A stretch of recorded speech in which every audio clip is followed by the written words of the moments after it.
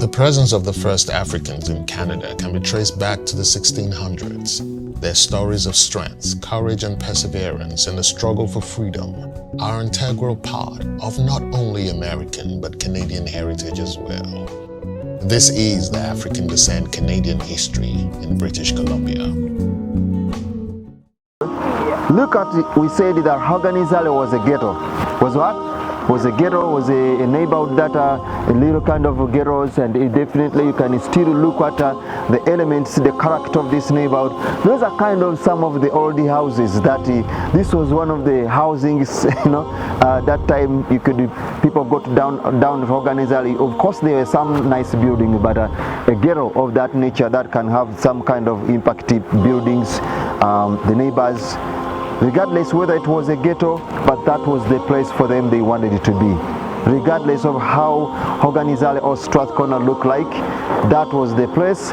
The blacks in Vancouver, they prefer their home. And that's the place that raised Jimi Hendrix, Nat King Cole, Louis Armstrong, Sammy Davis Jr. Whenever they come to Vancouver, everybody wanted to go to Vice Chicken and Steakhouse down there, and that was the order.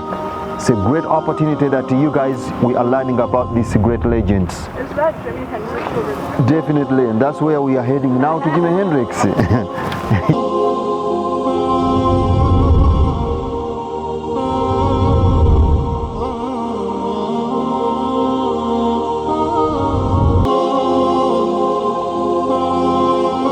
Hello, again, ladies and gentlemen.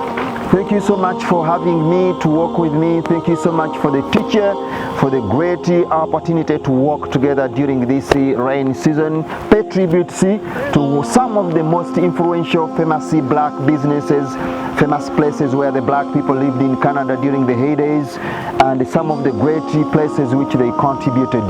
We're standing here for none but Jimi Hendrix. A friend of Jimi Hendrix, after living into this neighborhood, knowing about the great contribution of Jimi Hendrix family in this neighborhood, he put up a statue for memory of Jimi Hendrix, one of the most influential and most the best guitarist or lifetime, one of the world's best guitar players lifetime, Jimi Hendrix.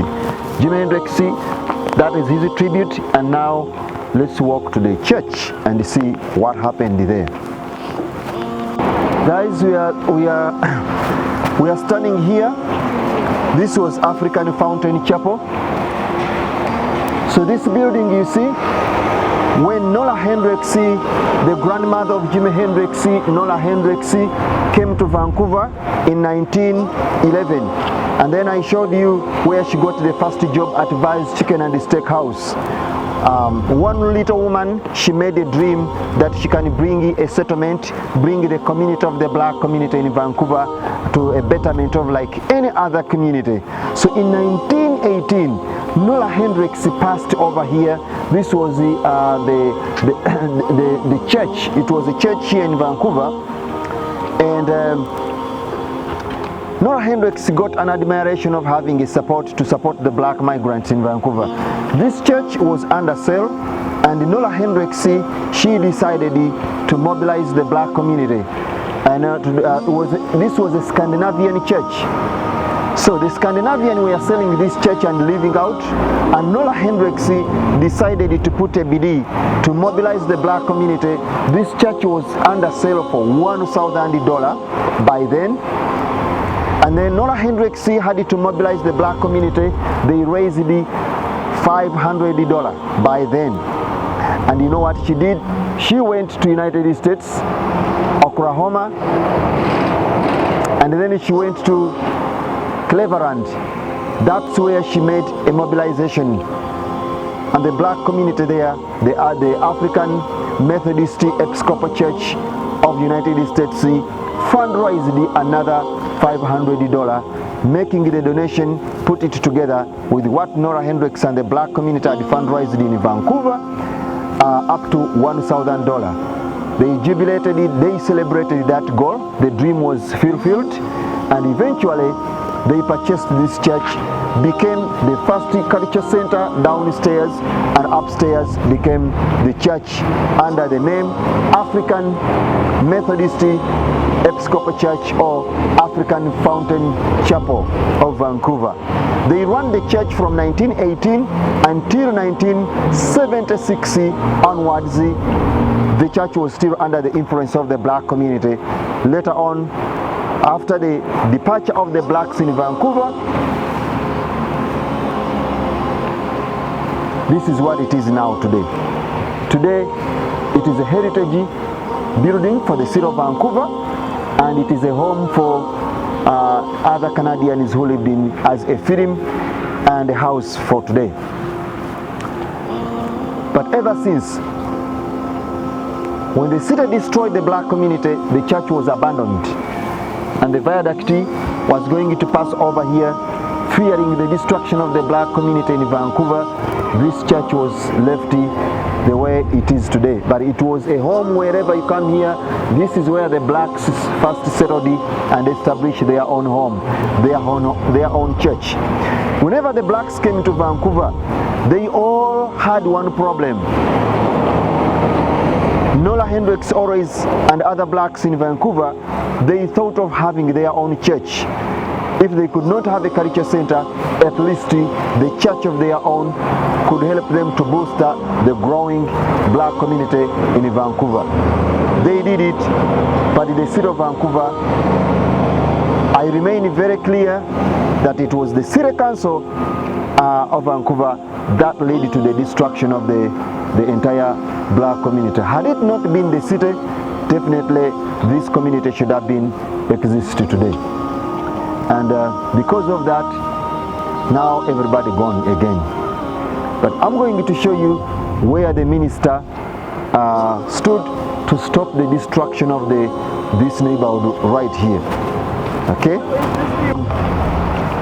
This building was known as Owners and Tenants Association. I'm going to take you, if you still have enough time, to see where the Chinese Mary Richan, Terry Chan, and the husband, they stood up to defend, to fight gentrification and the destruction of the community by the city. And the minister, Paul Haroya, the Minister of Housing, he came to Vancouver in 1972, and he stood right here.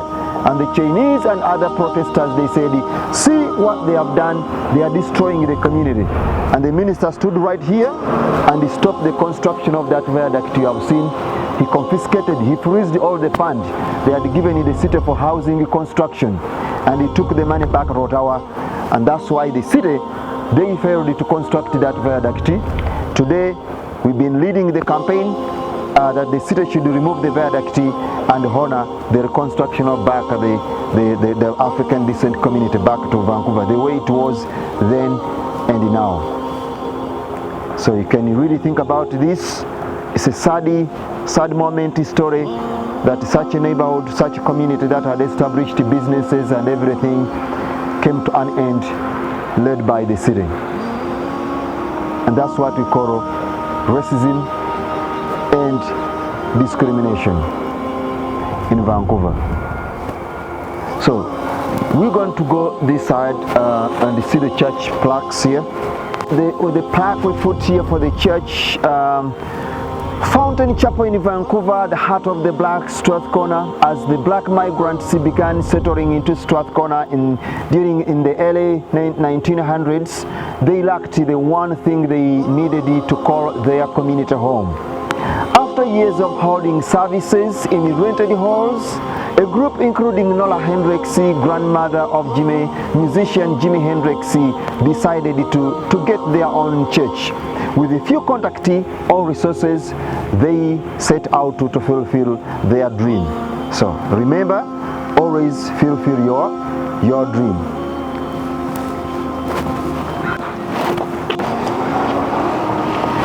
So guys, now this is very important. Is what I'm going to say here. It's very, very crucial to all you as students, and it's a life lesson to all of us here. Do you know mosaic? What is a mosaic? Why do you say that mosaic? So We are standing here to pay respect to remember and pay respect to the first Vancouver Police Commander. This place which you see, discrimination, racism, segregation, stereotyping, those are things that we should not, are human right violation. And that is not what Canada is promoting in this country. Canada has spent millions of dollars to try to raise awareness and fight for discrimination, segregation, racism, and build multiculturalism and what? And mosaic. And that's why we are here to remember the consequences of racism. Racism can lead to people into a serious scuffle and fight and hate. And that's what we are here now. The first Vancouver Police Commander, Constable Chief Malcolm McAleenan, who was a very popular, highly loved police commander, the very first of his kind in Vancouver, a strong advocate for inclusive multiculturalism, diversity for all, and he loved the blacks in Vancouver. But on one point, he realized that mental health was a big problem of the city, but he said mental health doesn't pose crimes, and he proposed the city to help to settle and support the people you see with the mental health challenges, especially those you see right now in downtown East Side on Hastings. Unfortunately, Constable Chief Malcolm McAleenan, he had already a friend, a black Negro, or known as the Negro. By that time, the blacks were known as the African descent people. They used to call them Negroes. That was the old name. He had a friend who had trained as a Vancouver police informant. That time, the police in Vancouver, they had what we call the pigeon stool. Pigeon stool was either a blacks or Chinese who helped the police to inform the police or to spy on his community and inform the police. They're known as the stool pigeons. So Bob Tahiti was here down on this house you see down here. And Bob Tahiti was African American who was a very close friend to Constable Malcolm McAleenan, Vancouver Police Commander, and his job was to spy in the neighborhood. He works as the police informer. So he was his friend. He had the gun, the rifle, and the pistol. But on one point, during that time, there was a landlord here. There was a lady who had came here, and she rented the house down here. She fought with her husband, leading the husband to be taken into Fraser prison, and she was left alone. She went to Hoganizale, and she met a new friend, a new partner, who was a black, known as Bob Tahiti. So Bob Tahiti, he married, he has a girlfriend, a white girlfriend here, and during that time, the blacks were not allowed intermarriage or form any kind of relationship with the white race. And what happened? The landlord, when he came here, he came to demand the rent. He heard the voice of Bob Tahiti, who was a Negro, who was black, and was very concerned about what the black guy was doing into his property. Then he called the police in Vancouver. The Vancouver police came, two police officers first came here trying to remove Bob Tahiti out of the house. But Bob Tahiti said, I know what you will do if I come out. I either die into the building. So they started exchanging the gunfire. One of the police officer, Constable Clark, was shot in the left eye. And then that forced him to call the police commander, the police commander, Constable Malcolm McAleenan, to come. And then he said in his own words, I know that is Bob Tahiti. If I don't come, he will not come out. Let me come and get him out.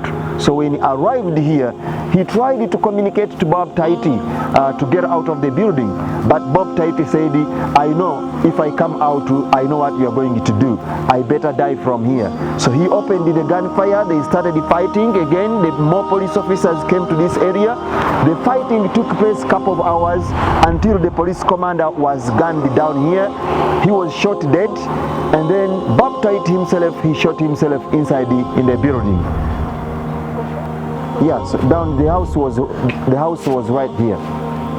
Okay, so but that was the lesson that racism, the danger of racism and racism. That's why you see the government of Canada is trying to kick racism out of the city, because it has taken life of great men of our that generation, including the Vancouver police commander. And it was after this incident in 1917 that the mayor of Vancouver, he passed the law, the city council, get remove of all undesirables. The undesirable became the Negroes. And then 1918, that's when Nora Hendricks, she decided that let's get a church, because this is issue, I think they are attacking the blacks in Vancouver. It became a race issue from here, and then 1972, the entire black community had already gone down. So you can see that is racism, what it can do, and impact to the community. And I think we spent 1 minute here, all of us together, to come very close here, and we're going to stand here to pay the constable Mackley, bringing people together and advocating for inclusive. But he lost the life during the battle of racism, you know.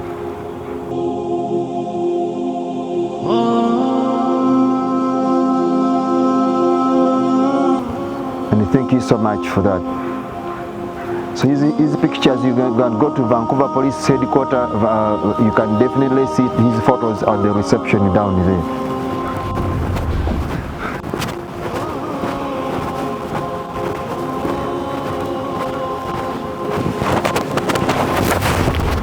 Again, ladies, thank you so much again for the walk during the rain time, but thank you so much again for that opportunity, teacher, to bring the students to learn about this great history and information about our neighborhood.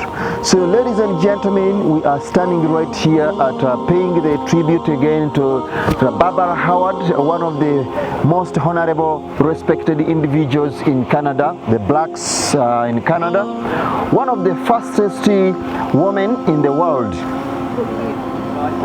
In 1938, while she's still in high school, Barbara Howard ran a qualifying race for the British Empire Games. In 1938, while she's still in high school, Barbara Howard ran a qualifying race for the British Empire Games. Her time was fast, setting a new record and putting her on the Canadian team bound to Australia, Sydney, Australia.